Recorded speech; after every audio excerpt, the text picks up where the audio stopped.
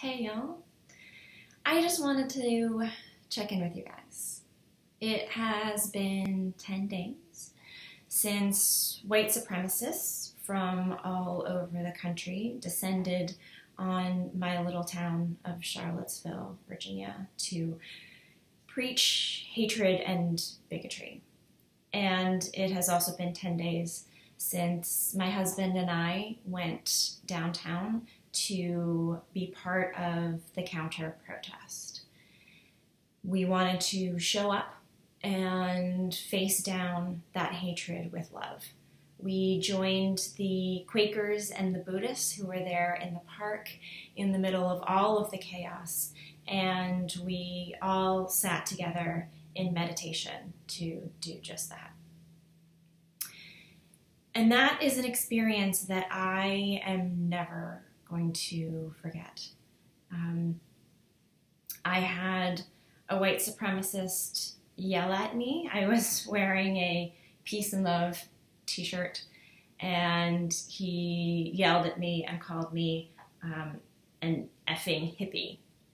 I said effing. You guys know that I love to swear, but someone might be watching at work or something. I'm trying to keep it elevated. So yeah, he yelled at me and called me an effing hippie. I walked through these crowds of men holding assault weapons and smelling like liquor, yelling the most horrible things that I've ever heard. It was a profound and unnerving experience that is just going to be with me forever. So we're 10 days in, and we're all starting to move forward, right? We're moving on, and in some ways that's really good. You know, we can't be mired and defined by this experience, but in another way, I'm really hopeful that we are fundamentally changed by what happened in Charlottesville. And for those of us who live here, we just are fundamentally changed. The place where Heather Heyer was murdered is now a memorial, and it's in a very central location. Most of us walk by that place every day, so it is constantly on our minds and in our hearts. But I don't want people who are further removed, who are not walking by that on a daily basis, to let it fade because of the next news cycle. And it can be really easy to get overwhelmed by this, right? To feel like, oh my God, there's nothing I can do as one person, and it's so huge and so ingrained, and how would I ever make it better? And I just don't want to talk about it anymore. And I totally get that. Like, I totally get wanting to watch Netflix and, okay, maybe I'll repost some article on Facebook, but that's as much as I want to engage. But I think it's important to remember that getting tired of talking about this is a privilege. You know, for those of us who were there, it's not going away for us.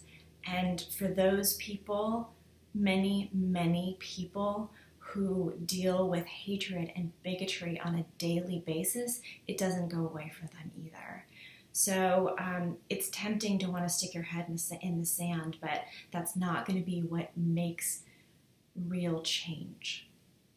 So I would just ask on behalf of Charlottesville, I don't know if I can really talk on behalf of Charlottesville, but I pretend that I can. Please be profoundly changed by this. I am not a super political person. I'm not a social justice warrior. I get tongue-tied. I don't say the right thing. But what I don't want is for my fear of saying something that's maybe imperfect to shut me up, right? It's that thing of what it takes for evil to flourish is for good people to stay quiet, and I don't want to stay quiet. So there are a lot of things that we can all be doing. One of them would be, especially If you're a white person, listen to the people of color in your community. Listen to how you can better support them. How can you show up for them? How can you be an ally? If you are in a position to donate, and like that means $10, you don't have to be rich to donate. If you can donate, GoFundMe has a collective page for people who were injured in the terrorist attack in Charlottesville. So you can help them with medical bills, which is a wonderful thing. The NAACP of Charlottesville, that is a wonderful place to donate as well. I would highly encourage that. Also, call your representatives. Demand that the leadership of this country stop coddling white supremacists. It has got to change. For me, it's really important to look at how can I continue supporting the cause of equality moving forward. I went to the vigil that was at the University of Virginia, and it was the most incredible experience. It was so beautiful.